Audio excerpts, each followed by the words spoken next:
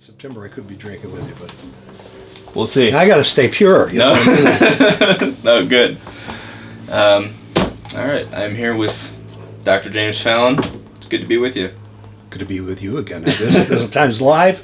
Last time it was. We can't remember whether it was. What was it? Such a long time Skype ago. or a phone call or one of those. One of the other ones. Yeah. Yeah, it was pre-recorded. This is going to be pre-recorded too. So unfortunately, it's Oh not damn! live. I mean, don't you like all the mistakes and the uhs and ers and the?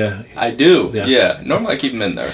It's presidential season. That's all they do with the ers and uhs, and they. Yeah, exactly. Yeah, you were talking about last time how you were one of the few people who had predicted that Trump was going to win based on just like neurology and human behavior. What do you have any thoughts on this upcoming election? What's going on with the Democratic field? How It's very entertaining. Yeah. I mean, I don't want it to stop. I hope this goes on forever because it's just. It's bringing out all the worst in everybody. Yeah. Especially the candidates. I mean, it's just quite amazing. But there's, the level of panic is quite remarkable. But this will come down to how the stock market is doing and the job numbers are doing. Yeah. The 2 months before the election. That's all. That's what it'll come down to, right? You think so? Just like purely whichever, if it's going up or going down, that'll be the determinant. Yeah, I think so. Yeah. Okay. Yeah, because the one talk I gave, and it was at a financial group. It was an international financial group, and they had their board meeting in Aspen, and they asked me to come and talk about, the biological psychiatry of personality, something like that. And there were 20 of them, and it was the chairman of the board is a very well-known Democratic senator. That I won't mention. Yeah. And he was the chairman of the board. And they had all these international financiers, and they wanted me to give a talk at their national meeting, and so I try to break it down by the distribution of personality types in the general population, and also the distribution of empathy types. There's emotional empathy. There is, cognitive empathy. Right. And people are wired genetically for these. But on top of that, if you make a matrix, is the out-group and in-group types of empathy. Okay. And under out-group and in-group. I'll give you an example of these combinations. If you look at Nelson Mandela, who was. Or Mahatma Gandhi, or Mother Teresa. These were people trying to save the world. They were trying to save mankind. They were trying to save all the children of the world. And those people, what most connects with them in terms of the type of empathy, one of the four types, is very international and very transhuman and everything. And people who are really honest Marxist and people who are honest sort of Gaia people, and they want to save the earth, and they don't care about much else. And a lot of times these people, as it turns out, have no home lives. They have terrible relationships with their wives or husbands, and they have terrible relationships with their kids and everything. So if you heard Nelson Mandela's daughter talk at her, he was a great guy, right? Obviously. And but she said this is a great man, but she didn't want to be his daughter. And, interesting. Yeah, and in Mahatma Gandhi, his wives and children, he said this is he's a great man, but you did not want to be married to him or be a child of him. And Mother Teresa was extremely prickly to the point of almost would be considered psychopathy to some people. If you look at it coldly, she was trying to save all the children of the world, but she was, and so that's out group. Okay. In group is people who are interested in their own family, the welfare of their own family. They will vote the pocketbook of their family. And under periods of especially stress, they forget any ideals that they might have, either local or national or international ideals, and just do whatever it takes to gather resources for their family. And so that's in-group. Then there is, there are people who have, there's a spectrum. So there's in-between. So there are people who are interested in clan and tribe. Tribalism is kind of in the middle. So, and nationalism is up toward the upper end of out-group too, but before you get to internationalism like Marxism. kind of Trotskyist type of Marxism. And so people are wired for these things, and they naturally will make decisions and affiliations based on those. So you can get a 2x2 matrix. So you can have people who are in group and they have cognitive empathy or emotional empathy, and that really is a big determinant in how you feel and treat people. So the other kind of axis of empathy is this emotional versus cognitive. Now most people, if you ask them, equate empathy with the touchy-feely emotional type.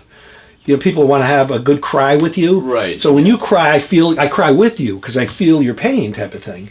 And it's a good suckering thing. If you make believe that you really feel people's emotions, not if you understand them.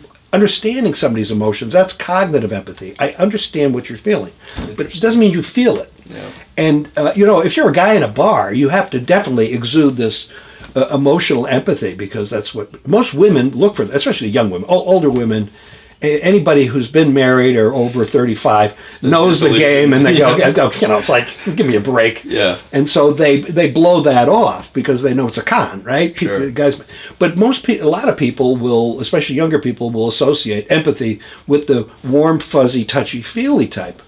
And one of the funny things about this is that, or maybe the unusual things about this, is that if you look at people with these two kinds of empathy, the ones that actually contribute most to charity, both in terms of time and money, are the people with cognitive empathy, not the touchy-feely type.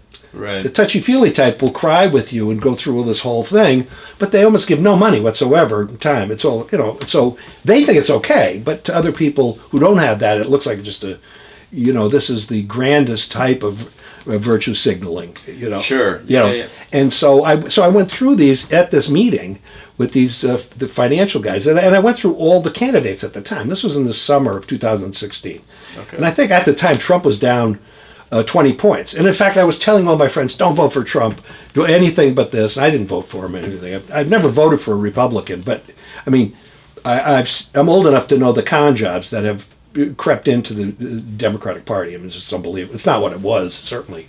Back when, in the 60s and 70s, or how far back would you have to go? Well, it really changed with the Huron Statement in the early 60s. What was the Huron Statement? The Huron Statement was all the Marxist radicals that met in Port Huron. And that was the militant hippies, if you will. They weren't really hippies, right? Right. The hippies lasted one summer. Peace and love thing, and everybody wanted to get laid, got laid, and then they went home. But that was kind of co-opted by the more fascist types of people who would come in to take advantage of it, right? But the Port Huron stuff was the beginning of the radical left in America, and they had the entire sort of Marxist rap that started in about 1870 with the Paris Commune. And then with Rosa Luxemburg in 1919-20, the end of World War I and II, it was that the same sort of divisions today that you see among the left, it existed back then. The best. Do you feel at all when we talk about like the stress and stuff like that? A lot of people say like Bernie Sanders would have won in the 2016 election. Is it a similar kind of idea? Do you have any thoughts? Well, on this that? is to get to this. So now Okay. there's all these. So with these stressors, people will not tell anybody because they want to have the virtue signaling. Apparently, they're touchy-feely and they want to save the world and all of that, which is part of the high taxation stuff and doing things for poor people, etc., which is traditional, and I certainly have no problem with it. But it's if in the case where there's stress in the society, as there was in 2016 at going on. So people will snap back once they get into that voting booth, will pull the lever on the person they think will best help their family finances. And so Trump at that time when I gave the talk was 21 points down in the polls. And I mentioned it, and at the end of the talk, this really well-known Democratic congressman came up to me and he said, "Now I know why I vote for assholes, A, and B," he said, "I can see what you mean about Trump becoming elected," because I said, based on that, Trump will get elected. It was an absurd thing to say at the time. Right. So I based it purely on the percentage distribution of these empathy types and personality types. you know, and so if you look at personality types of distribution in the general population, all over the world, in the United States, most you can use the Myers-Briggs, the MBTI, as a handy thing. It turns out it works pretty well for this, and the whole idea of a libertarian is captured in the intuitive thinker, the NT personality type. The NT, sorry, what is that? It's intuitive thinking type. Okay. Intuitive thinkers. There's 16 different combinations. Another matrix. It's a 4x4 combination of extroversion versus introversion, intuition versus sensing, and then there's thinking versus feeling, and then there's perceptive versus judging. And this comes up with 16 types, but they're really 4 basic types. So the SPs, the sensing perceptive people, are make great athletes, right? And they're in the here and now. Their hands, it's Budweiser on the weekend. You work, use your hands and do all this stuff, and they really make the world go around that way.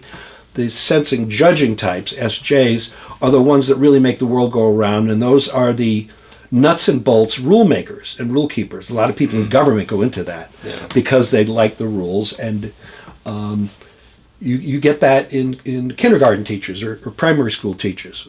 When you get older in college, you get more of these NTs, intuitive thinkers. Right. You strip away emotion, it's all thinking, it's not emotion, on and on like that. But the libertarians, who make up about 5% of any population, are the intuitive thinkers. NTs or libertarians? In intuitive thinkers. Okay. The libertarians are almost all NTs. Okay. And my wife had worked with the Libertarian Party. She was the head of the volunteers in the country for it. And so she worked with all the candidates over the years and convinced them that no libertarian will ever win. Because she said, look at this, the maximum you ever get is 10%. Because in the population, this is, even though people will agree with, they'll say that makes sense. When it comes down to it, emotionally they won't do it, right? And she finally got the Libertarian Party, and especially through David Bergland, who was able to bring this. Who's David Bergland? Well, he ran for president as a Libertarian back in the 80s, and she did this through the 80s and early 90s. But and so it's like, forget trying to win any elections. What you do is you get the ideas in, right? So that was the idea. So she that was my wife Diane, actually, was the architect of that, if you will. Wow. We're both NTs, right? So we're natural libertarians, right? We're very much against governments and very much, all the tyranny, etc. Do you know John McAfee? I know who he is, but I don't know. I never hung with him. I had him on my podcast recently, and he ran for the Libertarian Party. He got second. He's running again. He's on the run from the government right now, and it's a very interesting set. Well, since the 80s, and we were, I got involved with that back in 1970 when the Libertarian Party started. I mean, it was just, but it was a collection of people, and my brother was involved. He was living in New York, and it was a collection of all these people who were anarcho-capitalists, anarcho-Marxists, it was all the hyphenated anarchos, which wanted a very small government, but it wrapped itself with this idea that government, excessive government. Narco or anarcho? Anarcho, not narco. Okay. Well, the libertarians were the first ones that were very much against the drug laws and abortion laws, all of that. It's just the government doesn't belong in this. It's people's individual responsibility and individual choice and freedom. I mean, it's the whole thing, right? And so my wife was like that as a natural, and I was like that as it's something that you, if you're an intuitive thinker, if you will, it's very natural. Yeah. You don't have to hear the political thing, because it's already in your head. One of the things I asked McAfee, and I'm curious your take on, is what is there a libertarian response to climate change?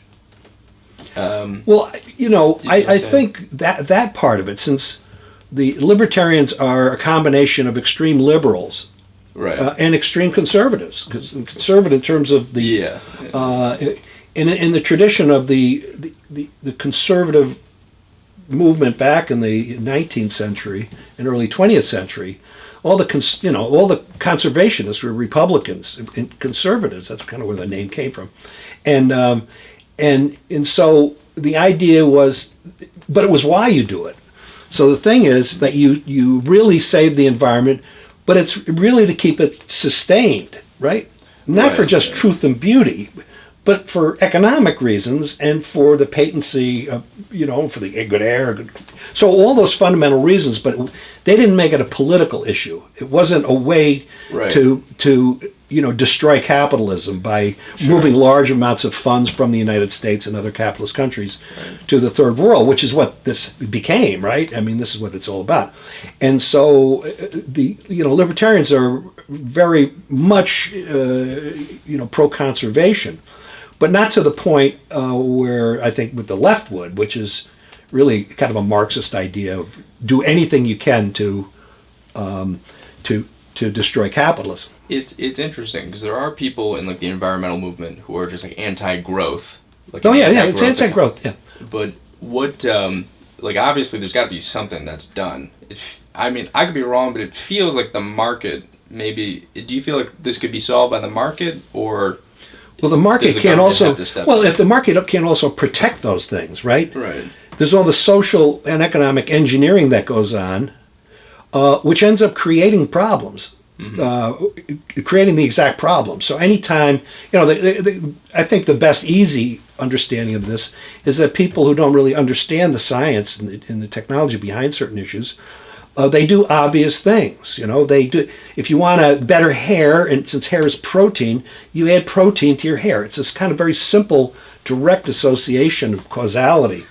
And the best one for, conservation, which became very famous, was that to prevent forest fires, you got to clear out all the stuff, man. You got to get rid of the wood and everything, which made absolutely the worst choice. And so it delays the fires, but when the fires come, they're much more devastating. If you clear out. Yeah, but it made sense. It was like, obviously, we got to clear this out. But, libertarian thought, and I'm not speaking for all libertarians, I'm a scientist, a biologist, and the first person I worked with on this in 1968 and did field studies for thermal pollution was the guy that was trained by the guy that came up with the idea of climate change. So, I'm really interested in this as a biologist, and it's a natural thing to do this. But you can smell the politics when it shows up, because they don't really the people are doing it for purely political reasons to manipulate the economy and the power structure. They make these very simple sorts of proclamations, which is like put protein in your hair and make sure to clear cut everything. Yeah. And I'll give you to me was an interesting sort of, not so much a revelation, but kind of a weird experience. I spent a lot of time in Africa, in East Africa, but all over Africa and South Africa, and I raised funds to bring all sorts of medical equipment and books to the people. And I used to teach there. And the greatest thing for a teacher, for me, was I'd drive out in the middle of nowhere and get to these people in huts. Wow. And then get on the ground with the kids who are like, half were naked. It was pretty warm there. And like draw the brain on the sand and do all this, and they used to gather. It was great, and they got it because they most of them understand perfect English, right? Tribal language in Swahili and then English, and so they were so interested, and by drawing on the ground. So this was a wonderful experience, and I trained a lot of Africans, and went on to become doctors and scientists and stuff. So I was really into that, and as part of it, I was really taken by the Kakamega forest, which is the last piece of native forest, east of the Congo. Okay. It used to stretch all the way from the Indian Ocean to Mauritania, and so there's all the. When you say native forest, just forest that hasn't been. Primal forest. Okay. Primal forest. Each spot, each acreage had 300 species of birds, 300 species of plants. It was just insane stuff. And then, of course, over the years of development and everything, through actually colonialization, But, you know, a lot of that was gone. But Kakamega Forest in central western Kenya was the last piece left. So I had to go out there and spend time and camp out there. Yeah. And I did that a number of times. And when I was out there one time, I just wanted to know what the problems were. So I met these German Greens. As it turns out, they were these 4 green guys. We sat around a fire. And I said, what's the biggest problem here? He goes, well, the problem is that the forest is surrounded by people who just live in huts, and they burn with these terrible stoves inside their huts, and they take all the wood out of the forest, and that ruins the forest. That was the key thing, and the other bad part of this was that it was for the lungs of people that are eating the smoke day, and that was terrible. So it was a health hazard too. Yeah. So I said, okay. So they had mentioned there was a special kind of stove that was easy and cheap to produce, that was smokeless, and it could use any kind of wood and charcoal included. So I said, here, this is a double whammy thing. So I came back to the United States on one of the trips back, and I raised a bunch of funds for this. Yeah. So I had full funding for this. I went back and talked to those guys, and I had the company and I had the funders here, Yeah. and they blocked it. The 4 Greens, the German Greens, blocked this. What sort of power did they have there? Well, a lot. They spent most of their time there. They had enough to dissuade the German company who made the stove, right? Oh, okay. German. And they were connected there, and they attached themselves to it. And I said, why are you against it? And it was, I said, I have full funding. It's not going to cost anybody anything. And the idea is to have the people in these surrounding villages make money out of selling it. They can make and sell it, and so they get all the money. It's simple to make. You save the forest, which you said is the worst problem, and these people make some money. And they wouldn't do it. Now, why didn't they do it? They absolutely blocked it. Yeah. Well, because it encouraged capitalism among these tribes people. Interesting. That's when I knew it was really stinking up. That was back in 1990. How are they able to convince the German company that was? Well, as it turns out, Yeah. in the few years after that, those guys moved on to other pastures. Okay. And then they did start making them, right? Oh, okay, nice. But in that time, because I'm not so much interested in people's politics, but why they have certain political beliefs. Right. Yeah. And that's why I read so many old books and books about World War I and II and Paris Commune and everything. It's like, why are you thinking this way? Because it seems punitive and mean-spirited to me. Right. And they just hated any sort of capitalism and any sort of entrepreneur. And it's like, okay. So, and I had seen that. I lived in South Africa, and so a similar thing. And my wife and I worked to get immigrants here out of ICE and to make the legal sorts of immigration, and worked a lot with the poor. And I've worked, done the soup kitchen thing and in all sorts of communities. Yeah. And so I've done that, like everybody does. But I always look for the motivations of people.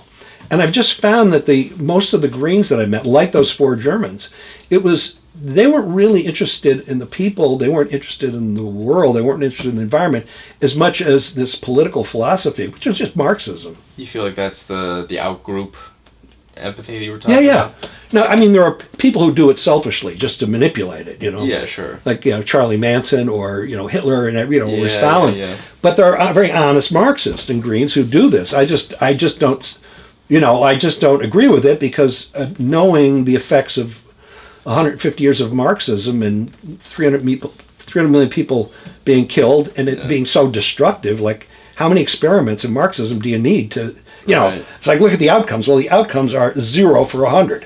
And so that's the idea is just kind of reality testing on it. Right. It just doesn't work. Yeah. What, as a libertarian, what do you think about, and as a scientist, what do you think about patents on drugs? A lot of people would say that like a patent is like a government monopoly essentially on a product. Do you feel that way? Having worked a lot with patents and having patents myself, and it's not a pleasant experience to go and try to get a patent and then defend it in Washington. Mm-hmm. I don't know who's having fun with it, but I know there are parts of it that are destructive.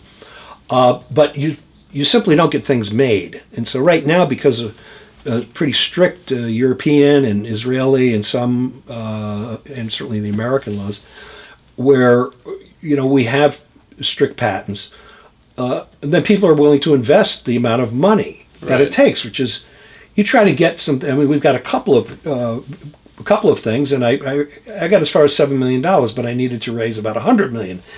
Go try to raise $100 million.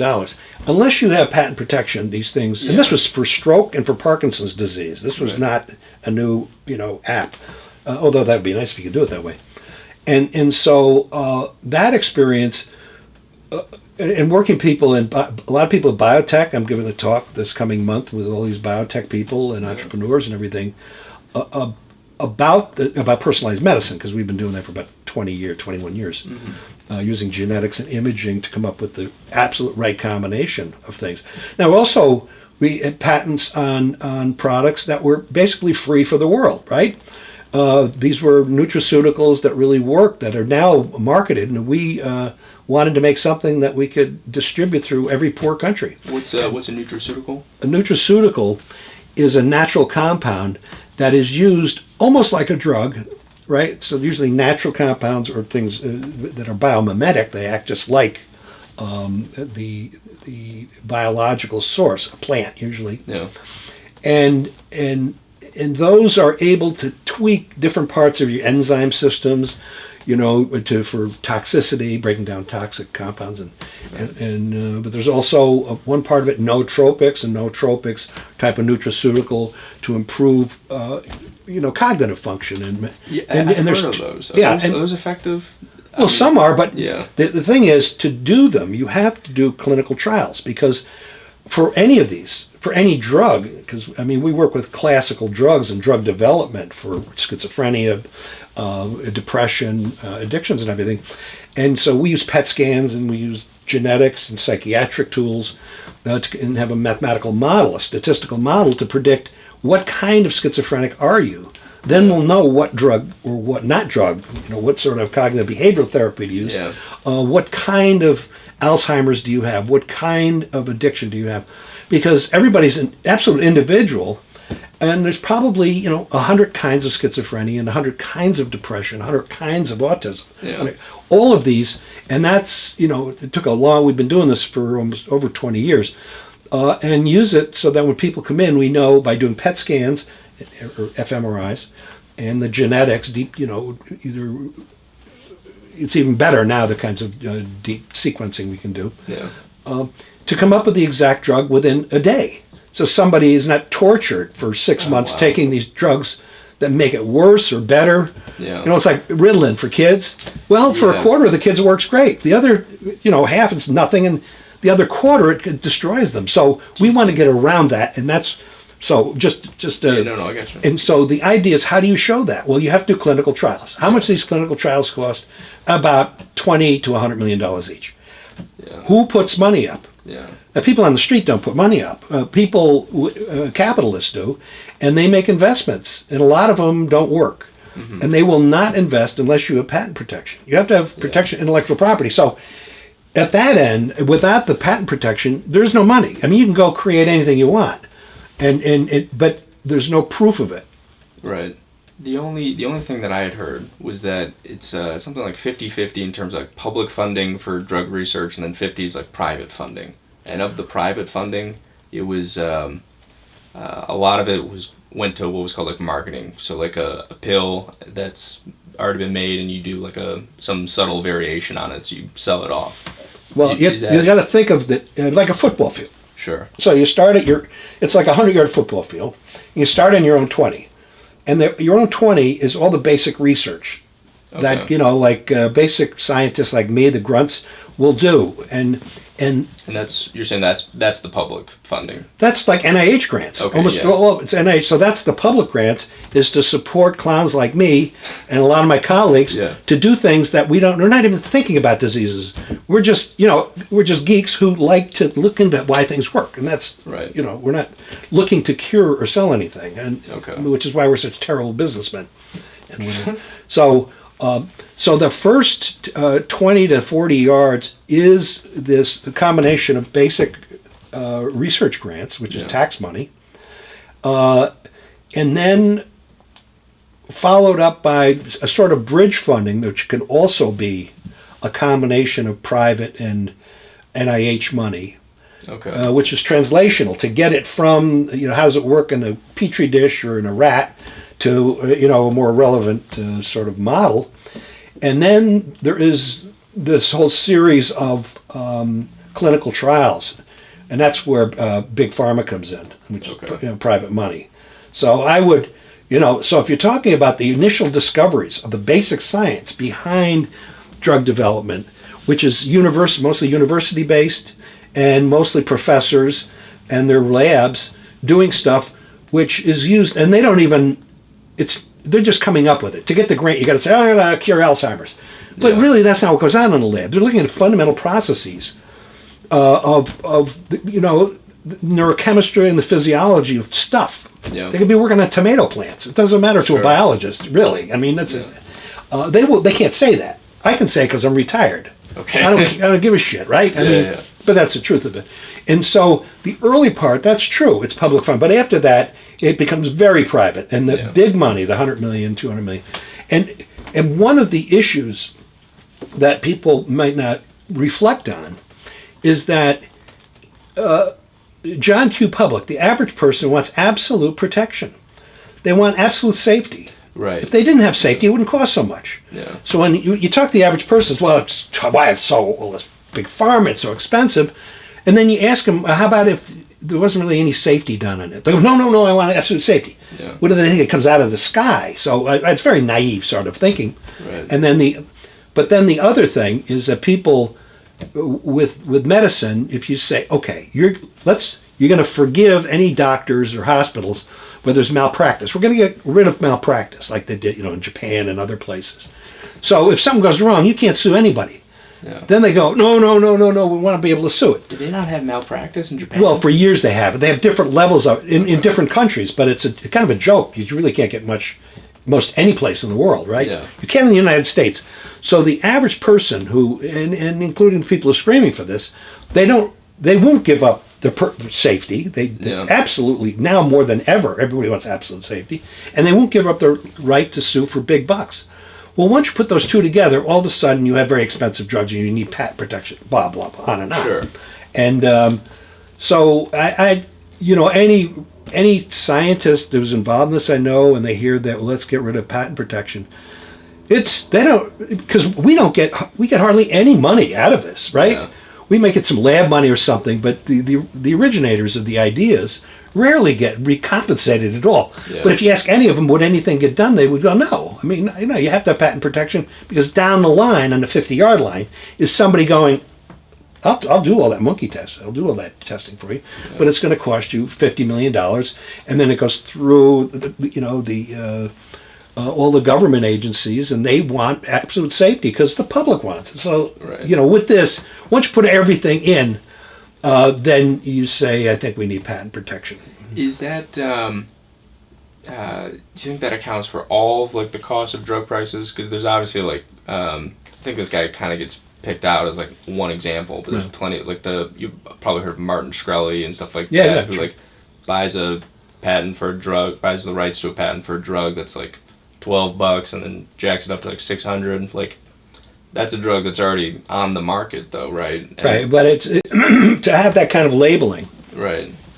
Takes some sleight of hand, and I mean we ran across it we had a very large project for Parkinson's, and it was it turned into a $750 million sort of ask, if you will. So that and it had the top people really on the in North America and South America too on this, and there was two guys and myself went through this, and we got on it somebody from Big Pharma, and she had worked on Big Pharma. She says, well, there's all these drugs that are on shelves, and these pharmaceutical companies just want nobody else to use them, so they're there. Right. And so there's all these things that haven't been tested that could be tested or could have efficacy. And I have one of those, right? But it was used for another thing, which that turned out to be useful for somebody else. So, and so we asked her, so how do you do this? So we have to have a personal relationship with the CEO of the big pharmas that have this and talk them into letting them use it. Yeah. It's just a personal relationship you have. And then a sort of promise not to create anything that will, and there's a personal, this is like man-to-man, woman-to-woman sort of deal. Yeah. you know, it's like you promise not to compete with us. You know, you give it away, and then you're going to come and destroy us with the gift we gave you. Yeah. Right. And so it some of this comes down to these personal relationships of trust, long-term trust, and it's easy to offer trust and offer yourself up if you have nothing to lose. Right. Right. But if you have something to lose, which is why when you're raising a lot of money for anything, there's always one rich guy who will say, I'm going to put in half. I'll put in 50 million, but I want another rich gal to put in their 50 million because I want to get down together. So I'm not going to put it in risk unless you do. This is a very typical thing. Oh, that's I see. private money. Oh yeah. Yeah. So you got a hold of each other's groin and say, "Wait, there's two of us in our whole group here, and we're going to go down in flames together." Exactly, yeah. And so that's part of it too. So it's not only the personal trust, but also risk. And so that's why I like to look at what the people who make the complaints, because I try to find out who they are. Yeah. And usually they're people who have nothing to lose at all. No money, no sort of nothing about their personality or nothing about their persona or their press at all. There's nothing to lose. So it's easy to say this stuff. But anybody, you don't have to be old to do this. It helps because have all these experiences that kind of triangulate, you know, all the different circumstances where it might happen. But I mean, there are young business people who know this too. I know them who are young entrepreneurs, 21 years old, and they know all this stuff. Yeah. So it's not just a matter of like an old guy's thing. Sure. But you have to just be hip and smart, right? And so, do you feel like SSRIs are overprescribed? There's a lot of especially in LA. There's a lot of people who, you know, like, oh, you should just, you know, exercise and diet and get good sleep and, you know, go out to nature and stuff like that, and then, you know, see how you feel before putting drugs in your body. Right. Do you have any thoughts? Well, a lot of people, hundreds of millions of people have died because of that, of course, right? Because of course. There are certain infectious diseases that are, you know, if you don't take certain antibiotics, you're going to die. Antibiotics. Antidepressants. So, well, okay. So in our studies with depression and suicide and in personality disorders, which are the hardest to treat. I mean, they're almost impervious to it.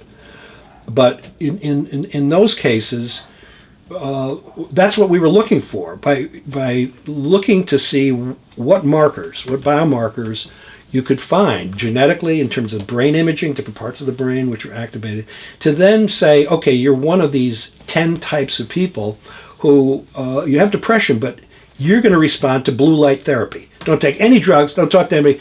Go out at 10, 11 o'clock in the morning and sit in the light.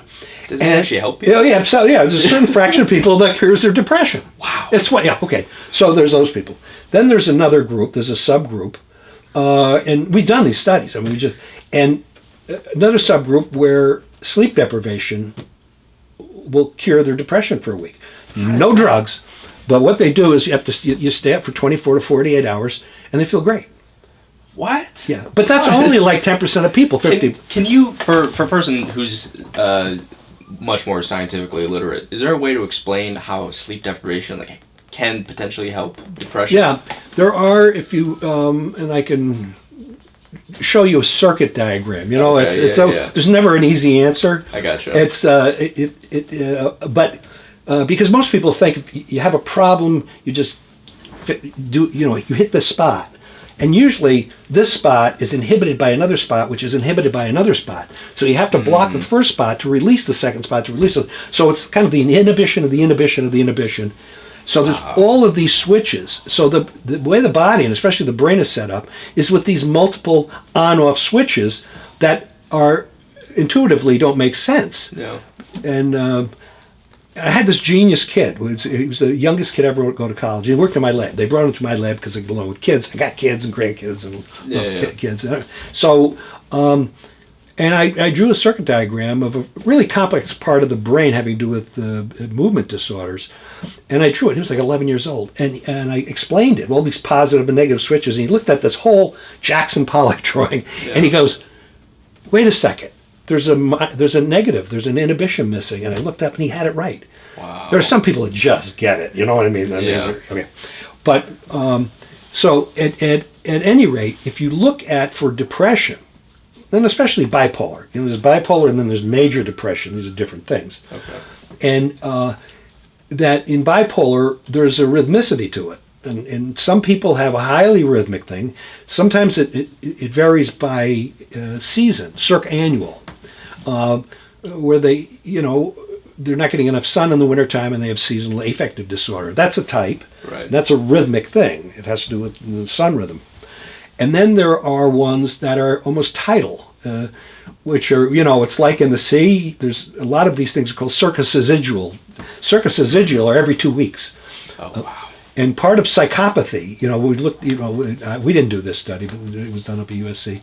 Psychopathy, murdering sprees, murder cycles, or rape cycles. Different people have these different needs, and it's 2 weeks, a month, so it's rhythmic. And so there's a lot of these rhythmic sorts of behavioral manifestations. And so with bipolar, a lot of it's cyclic. So there's a daily cyclicity. Some people are very fast cyclers. Yeah. In the morning, and then at night they're up and down all over the place. And some are by the lunar cycles, which can be hormonal. So there's all these different types.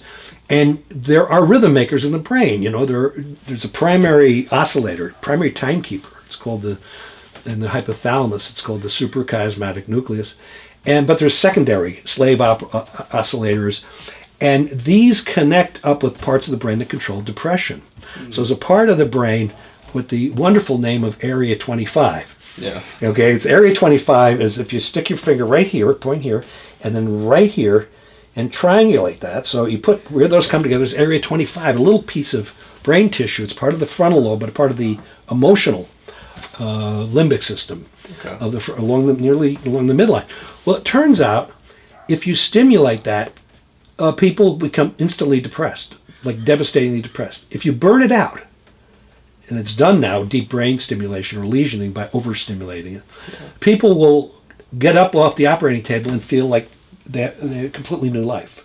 They said, this is what life is about. That's with one little nucleus of the brain. And so some people with intractable sorts of drug-resistant, blue light resistant, sleep deprivation resistant, various drugs, only respond to overstimulating this Area 25 in the brain, and they feel great. And they can't even believe it. Instantaneously. Do most people get to have all those options, though, when they No. And, they don't, and a lot of people won't do it. There are people, and the last, for our group, and for many groups now, the last option is surgery, and then before that, drugs. Because if you can avoid drugs, you avoid drugs. So you have to work with a group, and it's usually a university group that maybe not married to a technique. Because if you got to support your own clinic, you have to have a technique that you charge a lot of money for. And so you tend to oversubscribe the drugs that they have a contract for, or oversubscribe surgery because they make money at surgery.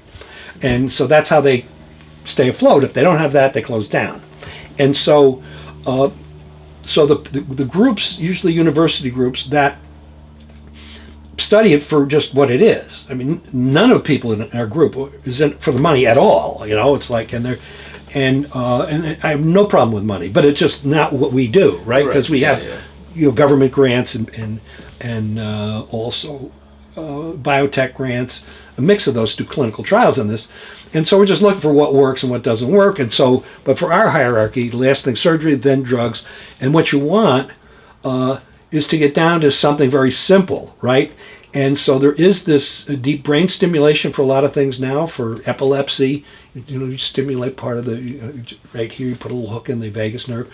Or for, even for Parkinson's. So there are all these ways that the peripheral autonomic nervous system, sympathetic or parasympathetic nerves that run in the neck, stimulate them with a certain frequency that then stimulates a brain nucleus, which then turns on areas of the brain. Wow. And that's how you train. So some people will respond to that. So it's finding out what's right for this particular person. Yeah. And so there's all these different types, and it's finding those. And part of the expense of this is doing these clinical trials to find out what combinations are for what people, and what are the biomarkers. What are the inexpensive biomarkers that you have, right? it's like for me going in, it's like a guy, 72-year-old guy who abuses his body, he's fat and everything. Well, there's no surprise if I have a heart attack, right? It's like, Right. I mean, but there are other things that psychiatrically in terms of health that are not so obvious, but it's the same thing. And so you look for those biomarkers, which are the simple tests. They could be simple genetic tests or EEG tests that says you're that kind, and so we're going to use now blue light. Yeah. And holy, that's great. And for some people, it's meditation. Meditation, and there's a circuit for meditation, and I work with a lot of people who do TM work, clinical work, The transcendental meditation. Yeah. And the effect, and it works for some people. But anybody who tells you this, I just saw something, it's great. It's like diet doctors. Yeah. Everybody wants you to take their diet because their doctor, who's usually really not so good, on TV, their TV doctor says it works, and they're trying to sell it to everybody. Yeah. And the first thing that we know now over the past 20 years is anybody that says that is absolutely wrong, because there's at least 20 to 100 kinds of everything. It's finding out what kind you are. Has your studies of the brain changed the way you look at free will at all? Because when you talk about someone just getting zapped on an operating table and getting up like, oh, this is a new life. Yeah. That it almost feels like, wow, I'm just like a machine. If you change the levers a little bit, I'm a different person. Well, I kind of went into it because I'm like from the time I was a kid, kind of a born biologist. Yeah. So the whole thing's a machine to me. Okay. And it's part of my personality, so you can't use me as a, Sure. as a typical scientist. That way, there's a lot of, there's a fair number like me. So there's nothing special about me except I have a natural bent to see everything as a wonderful machine. And I sit in the back and watch, birds do things and monarch butterflies. I can't even believe it. Yeah. And I'll just get engrossed in it for like days and days. And little pieces of bark or something. So to me, it's all a wonderful machine. It doesn't dehumanize it at all for me. You know what I mean?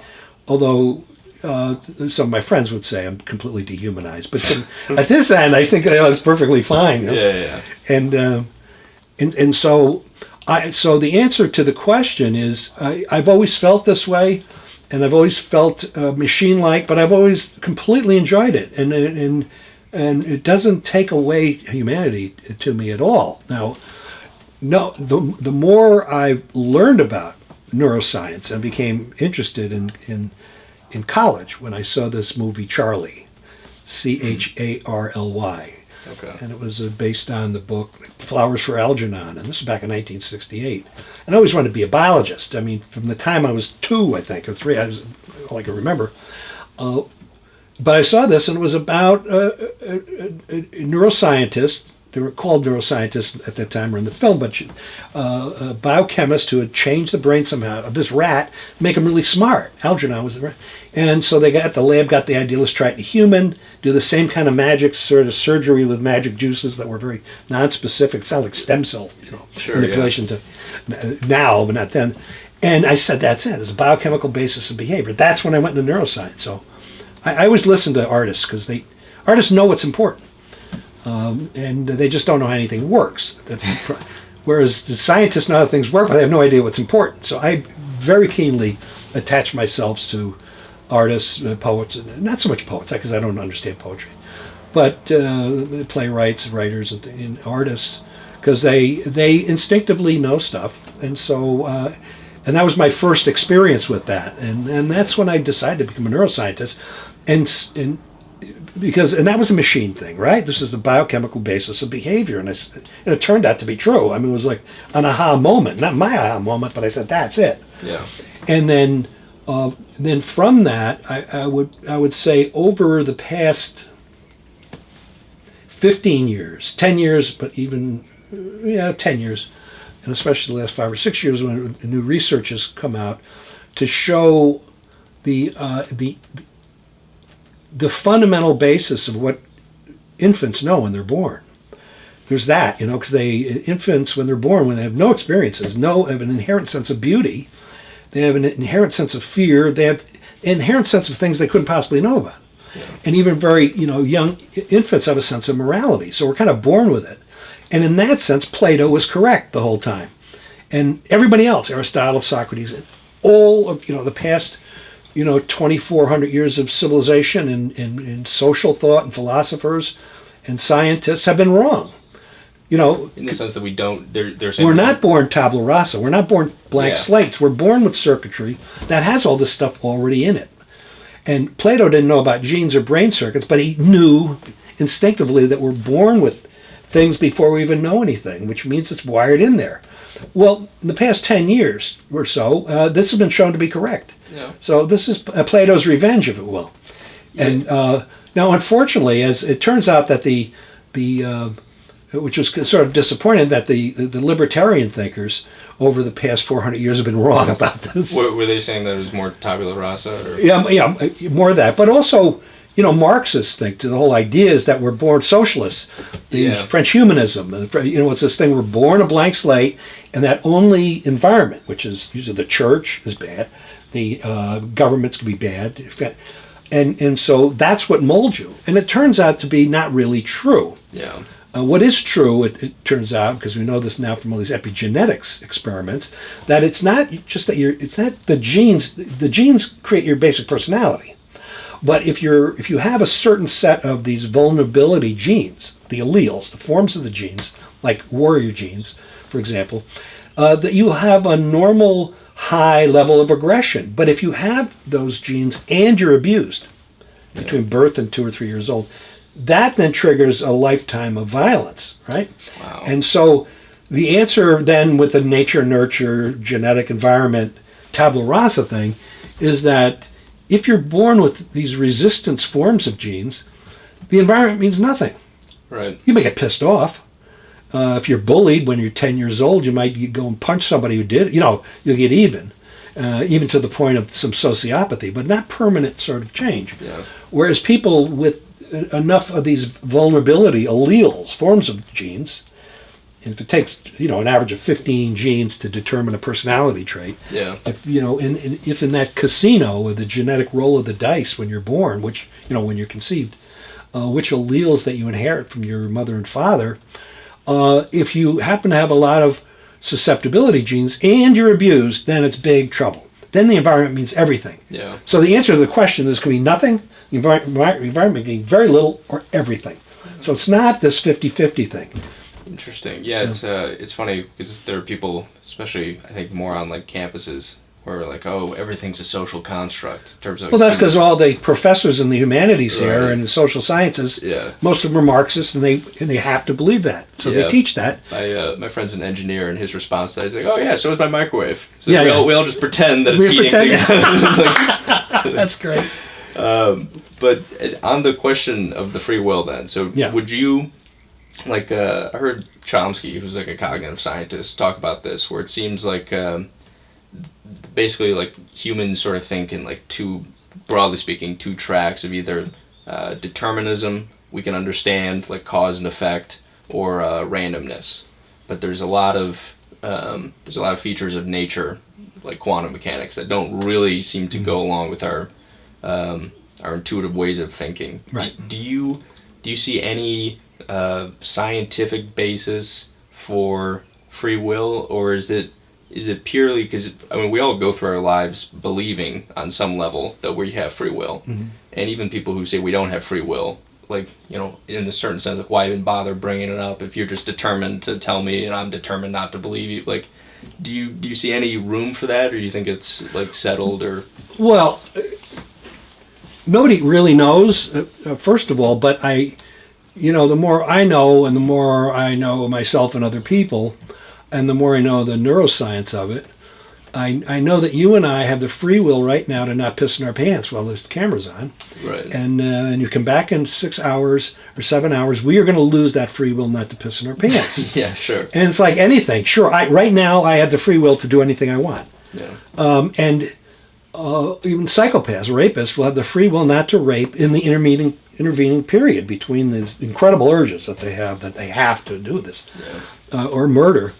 So everybody experiences times in their day and in their life where they have free will. But under stressors or under these pressures that can be hormonal or external, they're just natural, they will lose that. And so again, it's one of these answers like, is it true or not? The answer is yes, it's true and not. And some people seem to have what would be called will, which is drive. And I remember last week my father was alive. He and my mother just died too. She died at 102. Wow. And you would say that these two had a lot of will, right? They're really had strong wills.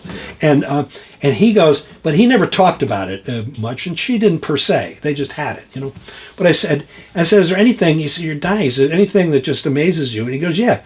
He said, there is something inside of you that will not allow you to die. And he said, that's will. He says, you can't imagine what pure will is until you know you're going to die any second. And that, he says, so he was defining this unknown that he said you can't possibly understand this unless you're dying to know how strong that thing is not to give up. That's will, right? That's different. And he didn't feel he had any control over it. It was will, but it was not free will. He said, I'm done with this shit, man. I want to die. I had a great life. And he couldn't. Yeah. So this will overcame his free will to just let go, right? So this is the war of those wills, which is the will to survive, which is very biological, very instinctive. If you look at all the things from, Auschwitz and Treblinka, what happened there, what people will do to get one extra breath of life, the terrible things people do to each other.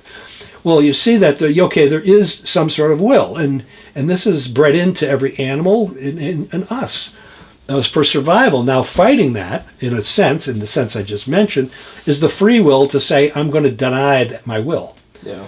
And so I've asked dying people about this, and they've kind of reinforced the idea.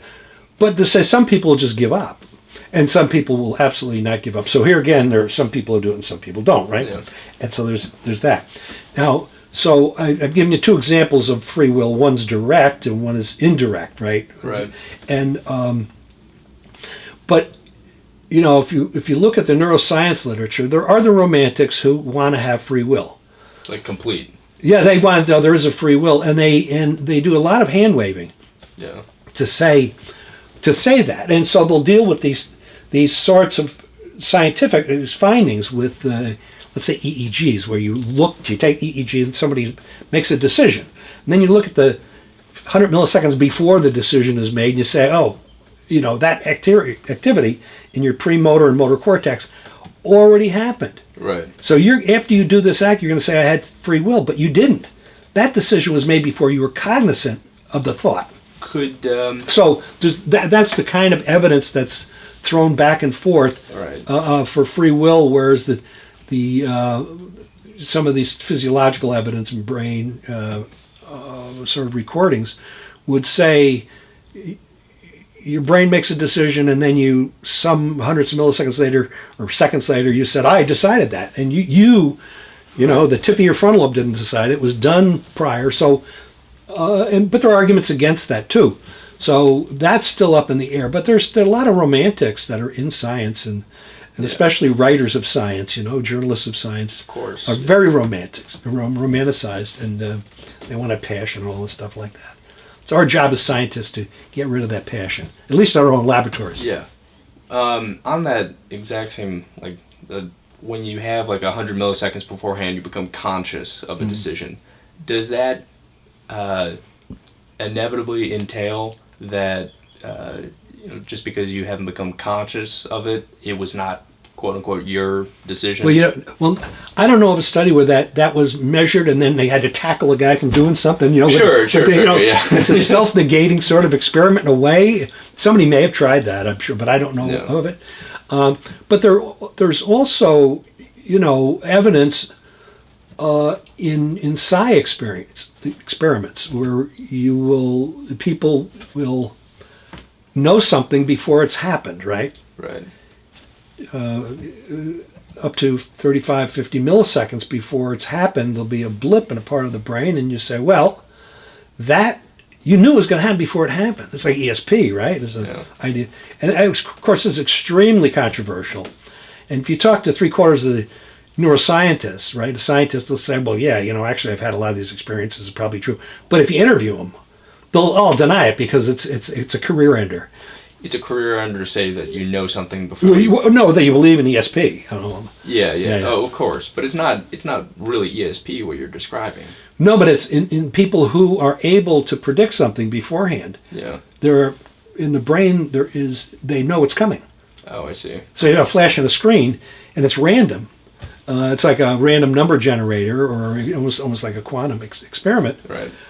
You have a quantum control, random, really as random as you can get, of when a light is going to appear, and you're looking at it, looking at that, and every time, 50 milliseconds before the random number generator picks something, that it's going to flash, it flashes, and your brain anticipated it. Interesting. And so it's crazy. It's a wild experiment, right? Yeah. And so a number of labs have done this, and you can't get a regular scientist to say, they probably were. And so it's so counterintuitive. It's so crazy, right? Right. But if you ask them off camera or off the record, they'll say, well, man, that really may be true, because I've had all these experiences. Yeah, it's a very funny phenomena of what scientists will publicly say and what they deny. And you're saying that's much different. Very different. Really? Very different. Yeah. Wow. What like in what ways? I mean, I guess is there any like other like major scientists get together and like Oh yeah. Yeah, I'm involved in some of these because I'm a goat. Okay. And goats are saying no. But I don't. The only reason I'm invited, I don't say it's impossible. Right. I just say there's probably trivial explanations for the finding. Right? Yeah. Not like somebody's lying or cheating or so, but a statistical phenomena of, some people are just going to be able, if everybody's guessing. Well, I think some people, and there was this terrible movie with this great line in it.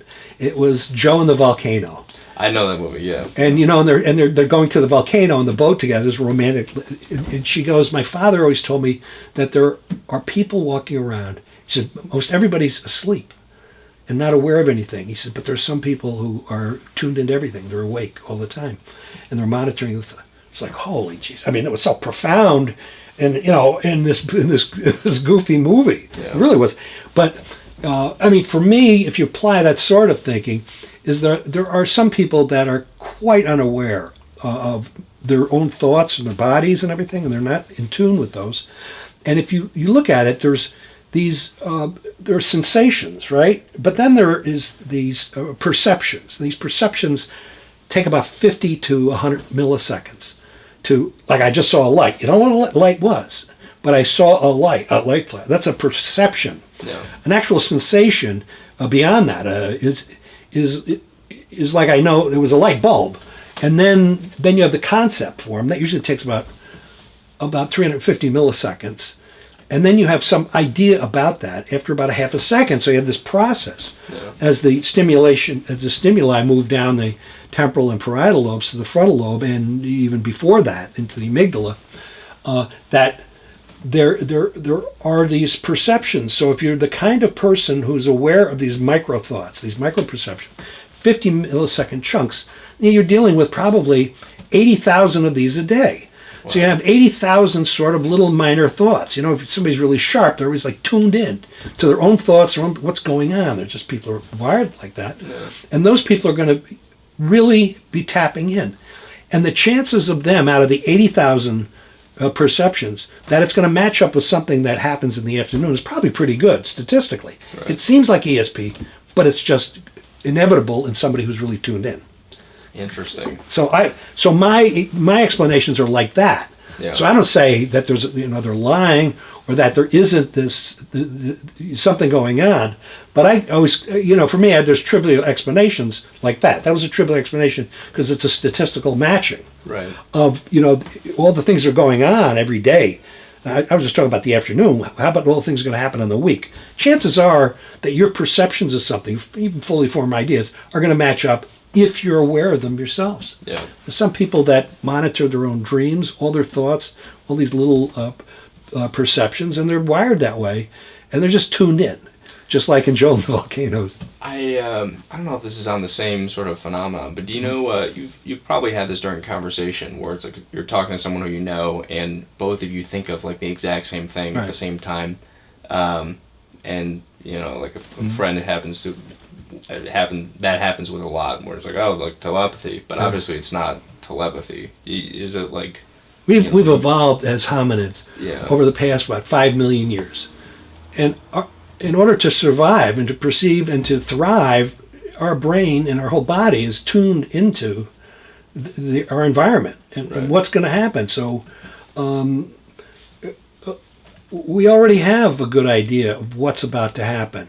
We know the probabilities without having to figure them out. Yeah. Animals will know that. They will figure out a fundamental probability, not in numbers, but a sensibility that those 8 wolves over there, if I sit here, I'm going to get eaten. It's like, but it goes on to, I think, much more subtle things than that. And I think the development of those senses that appear to be prescience, and they appear to be ESP or clairvoyance, are really being tuned into all of this stuff naturally. And so that it's your example. It's more like great minds think alike, Sure. Yeah, and so you're going to come to the same conclusions immediately because you're wired that way. And I did a fair amount of work with the military, the Pentagon and the Department of Defense, and I was on the last committee for this on how do we create the perfect soldier. Right? Wow. And I spent some years doing this, and one of the things that I brought up starting a few years ago in discussions in these, we'd meet in these Italian restaurants with no lights and nobody else there. Was like, really? And had these wild conversations. The restaurant was cleared out for you. Yeah, and it seemed that way. It was like I was looking. I said, "What the hell's going on? You guys, every time you bring me to a restaurant, there's nobody around. It's like The Godfather or something." Yeah. But it was like, no, we just like this place. And so I would tell them about the brain because they were trying to find ways, which I was on the committee, Jim Mattis's committee for this, which the past couple of years. Was it Jim Mattis's committee to find like the perfect? Yeah.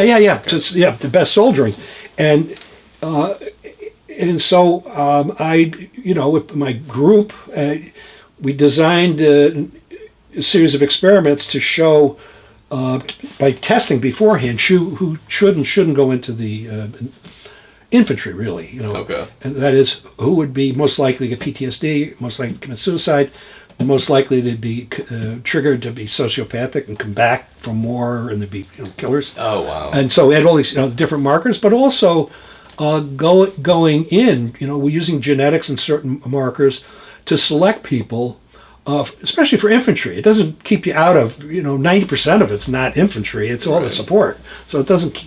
It's because the head of the Army recruiting thought it would be like racist and everything. I said no. This is just to keep people out of, a shooting hot war. Yeah. Not to keep them out of the military, because I was very sensitive about that, right? Yeah. But anyway, with this, it was like how to test to be able to triage people, whether they're going to combat or what kind of service. So, and Jim Mattis, he told me in the last meeting we had, this is right before he retired, which is just didn't help the project. I mean, it's still sort of there, but and so. He liked a couple of ideas, like the whole plan. It was kind of expensive, but they had a lot of money. And but it was also, I kept pushing the idea, based on brain development, that nobody, regardless, should ever go into combat before they're 25 years old. They're definitely not going to like that. Well, it turns out in the past 3 months, it looks like they're going to do this. Really? Can you believe it? So it's the only good thing I've ever done. It's like, does it have an effect? So if this really works, it would be great. Because I had to convince a couple of the generals, go through the whole brain thing of when the brain is susceptible and when people are most vulnerable. And I showed them at 25, 26 is the first time the brain really matures, where there's some balance between the emotional brain and the cognitive brain, and that there's less, it's after the time usually when people get depression, develop or schizophrenia, or they go on rampages, right? And I did this. I gave the same thing. Anybody who's interested in this, I gave a pretty good lay description for Gene Simmons' new book called 27.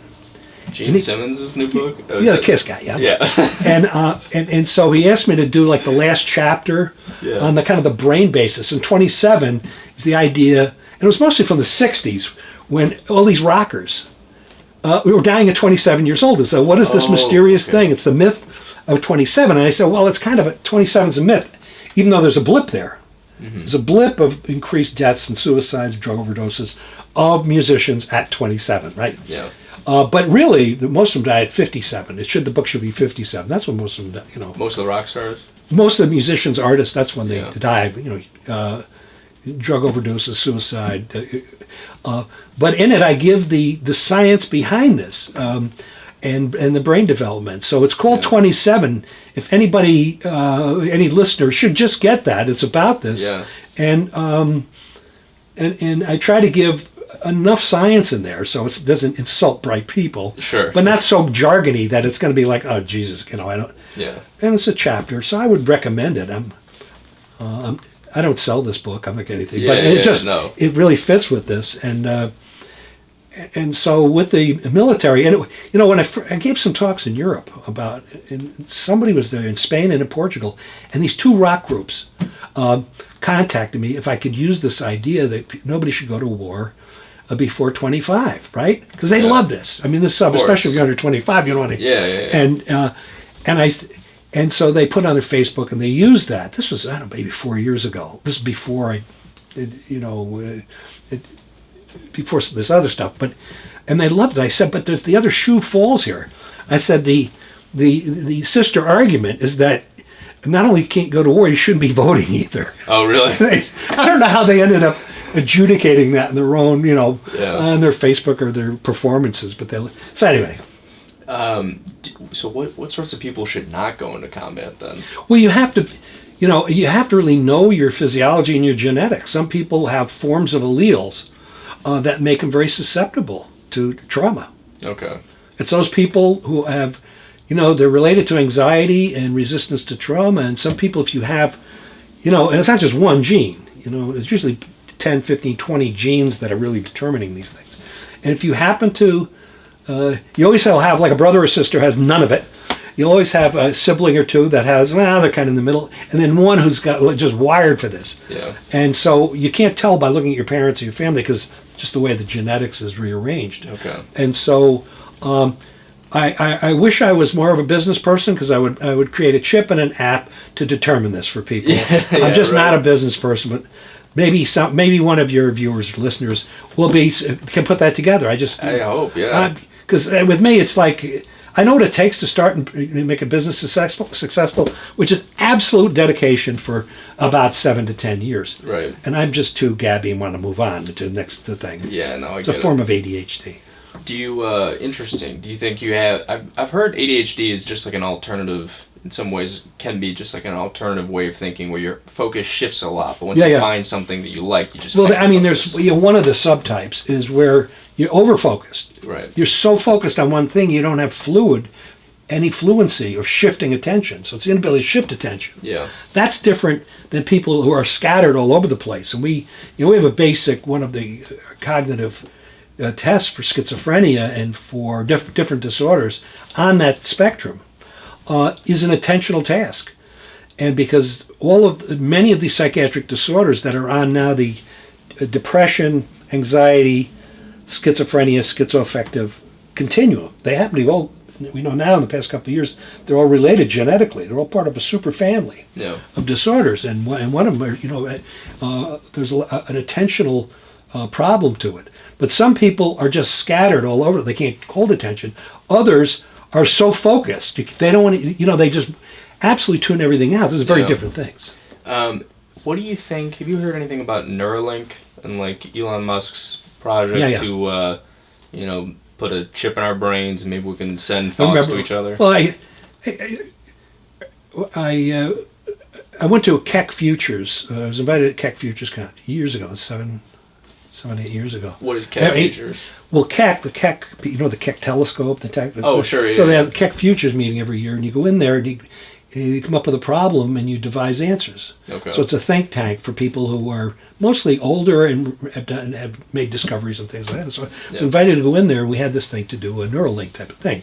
So the idea is, how do we create a chip for different sorts of disorders, that blindness and Parkinson's, epilepsy, you name it. Yeah. So I designed one and then gave it during that talk. Did it like at the lunchtime between us. So I did this and put it up on the blackboard. At first I drew it on the blackboard, but I did it in permanent ink, which somebody remarked that we can never get rid of this. I mean, it was like this idea. But anyway, so that was published, and it was how to integrate a chip into the brain using the natural making the holes, the matrix of this, this chip.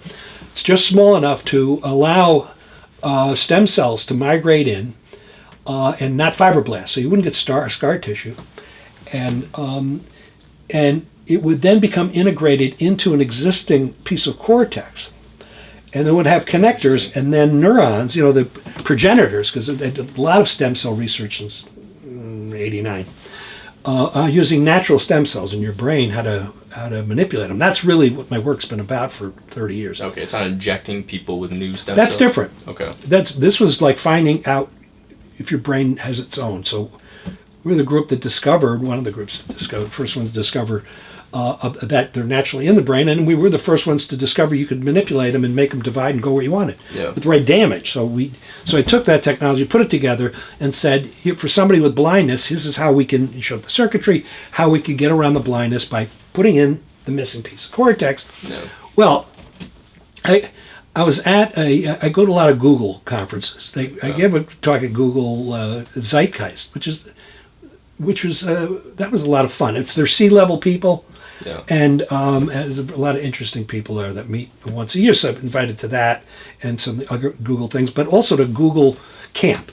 Now, Google Camp is the one in Sicily where they go and it's like they had people flying in. I was the only guy that came in, like in a car. Everybody was helicoptered in, Wow. The king and queen of Jordan, all these people. And Andrea Bocelli and his wife were there. He was singing, he did the song, but he came up to me and he goes, Jim, he said, I've been looking for you for several years. I saw your Keck thing. Yeah. I said, well, how did you know? He says, no, I had people looking for this stuff because he's blind, he's blind. And he said, is there any way, how do we actualize this? Yeah. And so I told he and his wife, and I sent him the design and everything. He said, I've seen your design. I mean, he was just really tuned into it. And it was this basic Neuralink idea, but with stem cells too, how to really integrate it. So we've been thinking about this for about 15 years. Okay. So Elon Musk takes ideas that a lot of people have, that have had, and then makes them go boom. Yeah. He's the part of the final 50-yard line that I talked about where he doesn't come up with original ideas. There's people the grunts do that. Yeah. Like me. But he's the one that popularizes and puts that extra funding in. So he's that's an idea that actually we've been bantering about. I wrote a screenplay with a neurologist on this in 1997. Wow. Exact same thing. I mean, it was called Sapiens, and it was about this thing, which was the Neuralink thing. And I mean, if you sit down and talk to any scientist, they have these stories, and it's not like, I had that idea first. Yeah. No, in fact, I did, but there's probably 10 other guys and girls had the same idea. Yeah. So it's just, but then how do you make it go boom? Well, you need people with a lot of money, and who are willing to put together a team and how to do that. Elon Musk, one of those guys. Yeah. No, it's interesting. As a libertarian, are you at all worried about the idea of putting a chip in someone's brain if you could send thoughts, in terms of surveillance? Yeah. Mm-hmm. I mean, that seems like almost ultimate, Well, part of it is allowing the freedom to make that choice. Sure. So I like the idea, it's only in a system where you have the freedom to say yes or no. Yeah. And to take your own responsibility. Yeah. That's the libertarian. Would you put a chip in your brain? Yeah, but I was really old. Okay. Yeah. And I asked my mother that too. I mean, she died last year at 102, and I said, Mom, maybe we could put some chips in you. She said, I'll do it. I'm game now. She wouldn't have done it before, Yeah. She's a good little Sicilian Catholic girl, but mess with nature. But she was ready to say, let's do that. Wow. So there's always a point where you'd say yes, but I mean, it's from the point of view of scientists, anything goes. Right. I mean, it's not our job to make moral or public policy decisions. It really isn't. Yeah. Once we start doing that, it's over. Okay. Then you have just a technocrat. But as in terms of a libertarian, as long as the libertarian system's in place to say yes or no, and to have open systems for disseminating the knowledge about it. Yeah. As soon as you get a Facebook or anybody else that's clamping down on information, this is tyranny. I mean, this is George Orwell.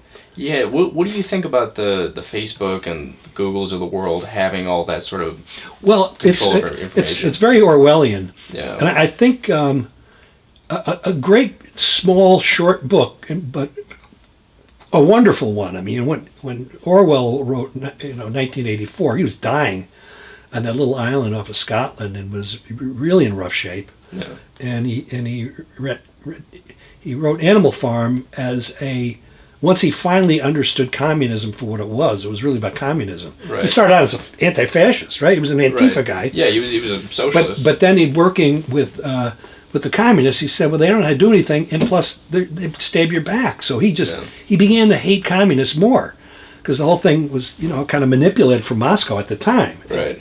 And it was anything but freedom. It was just power trip. Yeah. And so for anybody who wants to know what's going on now, I think a wonderful book is by Orwell, which is a small one called Homage or Homage To Catalonia? to Catalonia, Yeah, which is a great yeah. one. If you read it, this is a course. fantastic book because if you listen to any of the young Democrats like Ocasio and Tlaib, and a lot of the young Marxists, a lot of that rap they're getting from these Marxist professors. These are my colleagues. Sure. They've been around for years, and that's why they're getting those speeches from those guys. And this stuff goes back to the 30s, the 20s, and go back to Rosa Luxemburg, 1919. Right. But for the 1930s, Orwell goes through all the different factions.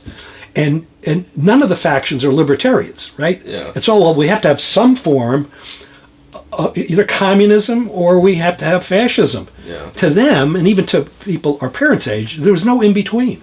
Yeah. There was sort of this vague sort of thing, but then he came up with this, he discusses the anarchists. Yeah, that So- was so. What's yeah. crazy about the anarchists there is they had their own sort of society going Yeah. in the midst of the Spanish Civil War. That's right. They had their own army, and it was very like they weren't allowed to call each other sir or anything. No, like that. everything's egalitarian. Yeah. And it was they tried to the utopian communities like the Sunshine Community and Right. all through upstate New York and into Michigan during the 20s and 30s, and they actually started in the late 19th century there. Yeah.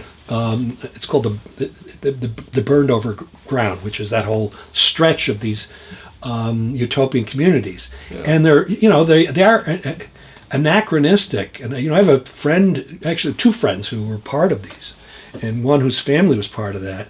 And they were fundamentally, they were anarcho-Marxists, if you will. Okay. Sure, yeah. And they would, the idea was to share everything. He said, but both of them independently told me.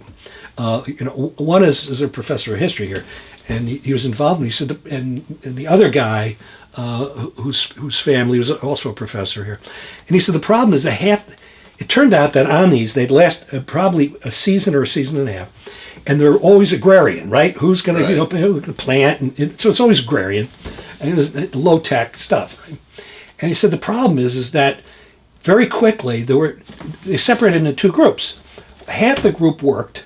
They got out in the field, and the other half of the group of the guys would stay back at the house and have sex with all the guys outside.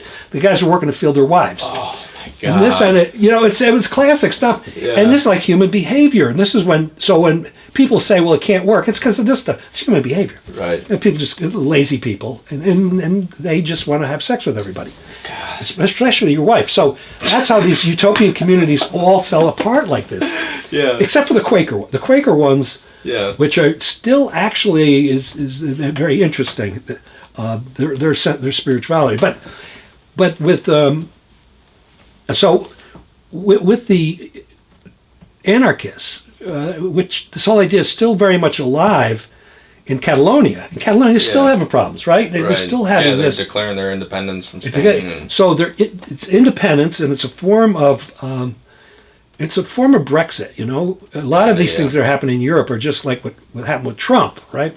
That in Italy a couple of years ago they had the vote, and it's anti-federalism, Right. because there's a whole group that wanted to centralize all the power in a couple of places, like Milan and Rome, and they said, screw that, we want our own little regional thing. Well, Spain at that time was Catalonia and also around Pamplona, the Basques, there were small, independent, and anarchistic, but they were Brexit people. Yeah. They wanted to get away from this big national organization, which was Spain.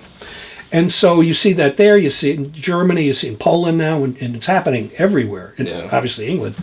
And so, but it's not so much, to me, I mean, what do I know, I'm a political theorist, but it's not so much politics per se, it's federalism versus anti-federalism. Right. And so you see it in the United States, and anybody who's really interested should read both the Federalist Papers and the Anti-Federalist Papers. I didn't know there was an Anti-Federalist. Oh yeah, you got to get both, and then with the Constitution, and then you can find out all the arguments, which sound so hip and so like it's a few hundred years ago, but these guys do everything. Yeah. So they could predict all these arguments that are going on now and in Europe, and that's the thing, federalism. But again, it's this idea of in-group versus out-group. We want a world government, or we want this enormous USSR, or this enormous anything, right? Yeah. Versus local control. Yeah. This was part of the ideology of World War I and then World War II. This is what it's about. Yeah. So you don't have to. I don't think you have to point any fingers necessarily political, but it's just the general sort of idea of federalism. Yeah, it's really interesting you bring up Catalonia, because that's almost like it is. I don't know if you would agree with this, but it is kind of libertarian in a sense. The idea, in that sense, sure, because they're anarchists, but they're also like organizing amongst themselves, and it's all voluntary. Yeah, no, there's a very strong, libertarian sort of bent to it. Yeah, certainly, and with the Basque, even though with the Basque they're just really take the belligerents to an nth degree. I did some running with the bulls in Pamplona and hung around the Basque a while. Yeah. They're really kind of prickly about it. In Catalonia, not so much, but yeah, that is a strong libertarian streak because it's for states' rights. Right. Catalonia is a state of within there, so it's the idea of maintaining states' rights. But I think most libertarians like the rule of law too. Sure. And so, not so much for chaos and complete anarchy. Right. Now, some libertarians who said, "Look I'm stored up. I'm a survivalist. I know I can shoot a gun, and you can be sure that all of my wife and my kids are very good shots. Even though we're very much anti-war, and so people who feel confident." That they can take care of themselves. Of course, they're going to want to be not only libertarian, but they're going to they like anarchy. So they're anarcho-libertarians, which is almost no government whatsoever. Yeah. And so and I have a lot of people who know me well say, well, you're basically an anarcho-capitalist, which means get rid of all the federal stuff and everything and just have at it. But a lot of people want to be protected. They feel, and I understand, they feel weak and all this stuff. How do you feel about? Because there's parts of libertarianism that's like attractive to me, and maybe it's just because I'm young and I haven't spent as much time in the world. But when I see what puzzles me about libertarianism is when it's very quick to point out like the abuses of government, which are real, but then within like any corporation, like if you took a company like Goldman Sachs, let's say there's like 12 people on the board, I don't know how many, but basically the decisions those 12 people make internally to the company are like top down orders being taken by people on the bottom that are issued basically by edict by people on the top, and those decisions not only within the company are sort of, you could call it monarchical or tyrannical, whatever you want to call it, but outside of the company, those decisions those 12 people make, it affects your retirement, whether or not you have a job, the health of the economy, and we have no recourse to what those decisions are. Like caveat emptor. This is buyer beware. Don't get involved with them, and so to the extent that there are not protections, right, of mega corporations, because there are, and it's done with governments, this fascism, right, that is partly a governmental fault because it sets up those friendly environments for tyranny because of the mega fascist type of things. But if you take away those protections, those companies, first of all, there becomes more of them, and and people will know, look, just don't do business. Yeah. So like we don't bailouts need the and stuff rules like that. if you take your responsibility. Yeah. So, and if you die, for a libertarian, it's like, well, you got to learn to be responsible for your behavior, actions, and your knowledge base. So that's really it. It's like, well, sorry, but this is your choice. No, I think as long as that's like the consistent principle, I can respect that. Mm-hmm. The only I wasn't involved with Goldman Sachs, I don't think, but like then the economy crashes, and it's like it's partly the fault of it's got to be a big fault of these like huge banks that are working with the government, but it's almost like it's kind of hard to distinguish. But there were laws passed in the 90s, and that go back, that form the basis of it. Yeah, that allowed investment. That allowed that to happen. So if you got to get rid of that in the first place, you can't say, libertarianism doesn't work because of that. Right. Well, but you have governments setting up these fascistic relationships. Yeah. Don't do that. Right. Okay. Well, then it can work. But people have to be willing to take responsibility for the hamburgers they eat, Sure. And it's got to be an open internet. I mean, the greatest thing for libertarians, the greatest invention ever was the internet. Yeah. And having all this. But now there are people within these large companies that want to restrict it and modify it. This is the evil. These are the evil ones. Yeah. And this is what, George Orwell would see immediately. Yeah. And who are you going to blame? It's governments almost enabling this stuff to go on. Yeah. And really encouraging the kind of monopoly formation that wouldn't organically occur. Okay. And so, the last thing I like is, sort of corporate welfare is libertarians hate more than anything. Yeah, exactly. But, and I think some of the Clintons are like right up there with people who want all this corporate, definitely. The sort of, that sort of brave new world. And it's creating this whole system between mega corporations and different countries to do that. And so we have a very jaundiced eye to both Clintons because of this, because they just because you love money and you love business doesn't mean that you're in it for the right reasons, right? Right. You can, because every dictator, every despot loves money, very wealthy, and absolutely manipulates the whole system to get them more money. So they'll say, we're very pro-business as long as the money comes this way or the power comes this way. Right. So you know this already, and I'm a scientist, and what do I know about politics? But I think anybody could see this. Yeah. This is a totally different topic, but have you heard of MAPS, like the Multidisciplinary Association for Psychedelic Research? Who? Give me the people. I don't know the people off the top of my head. I mean, I know the Mercer family, which is a big backer of Trump, but is funding it with the idea that it could things like MDMA could help people recover from PTSD, like veterans. Or, That's right. Assault victims and stuff like that.